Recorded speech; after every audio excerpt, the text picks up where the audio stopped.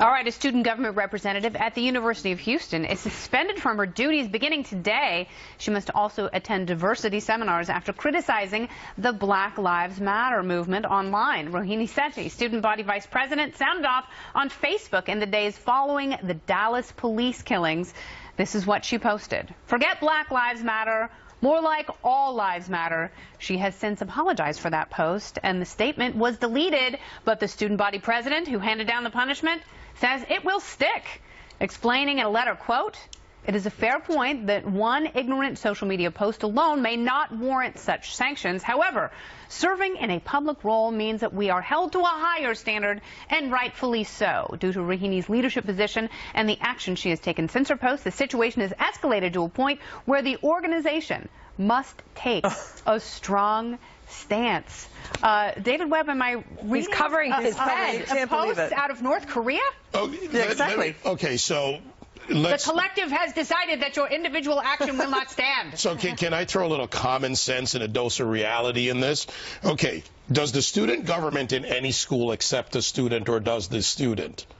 So they've made a decision that actually removes her stipend of $700 a month. She was accepted by the university. They've created harm to her because of her right to speak her mind. Think about this logically. If I'm a lawyer watching this, call this woman, because the student government has made a decision contrary to what the school gets to decide, and her stipend is now removed. You know what they call that in court? Demonstrated harm. Yeah, the penalty was so harsh. Yeah. You're right, dear student leader who handed down this penalty.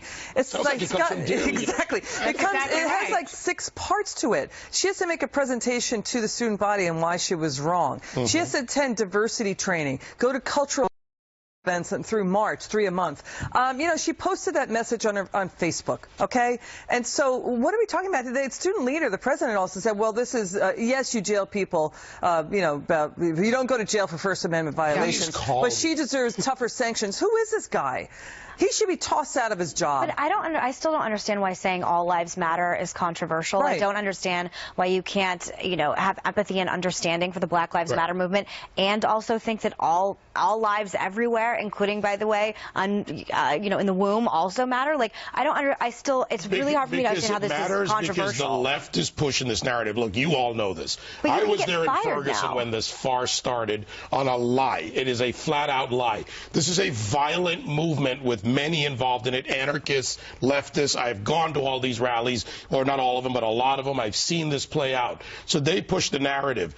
We've got to stop just arguing black lives, all lives, and start attacking the movement. It is such a false argument. I mean, it's so offensive, because, you know, you're not saying, when you say all lives matter, what you are not intending to say for most people is black lives don't matter. But that's how it's taken. And when there was a moment of silence held for fallen police officers at the Democratic National Convention, the Black Lives everyone Matter. was silent, and then there were people chanting Black Lives Matter. Were they arrested? Should they have been arrested? No. I mean, it was a really poor taste. And well, it's also, not just poor taste, it's deliberate. I want to get Megan in here. Well, I just want to say also that, again, I went to Columbia University, which is maybe the most liberal college in the world, and you can say anything you want about Republicans and conservatives, and they certainly said that about George W. Bush when I'm in college. I bet someone could go off on Trump and say the most horrific, disgusting, threatening things, and there would be no recourse. Right. But you say this, you say all lives matter, and you get demoted and you get your job taken away. She should ask for her tuition back. And switch. I mean, she's demonstrated harm. And by the way, the Democrats are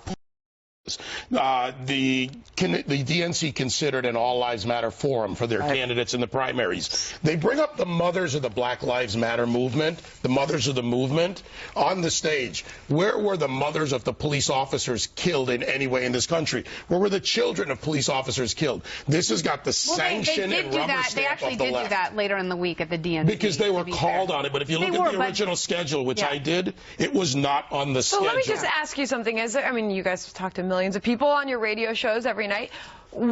Is there absolutely just no open discourse? Can you just not have a conversation on a college campus anymore without someone being offended or having to delete a Facebook post where somebody shares their opinion? Yes, and part of the problem is when somebody says I'm offended, a lot of people try to avoid the mess by just backing down. Well, you know what? I'm for not backing down anymore. You can take your safe space crowd. It doesn't exist. This is college. This is supposed to be an expansion of our minds, not a contraction of our ideas. We will take that safe space right now, and we'll be back with more Outnumbered in just a moment.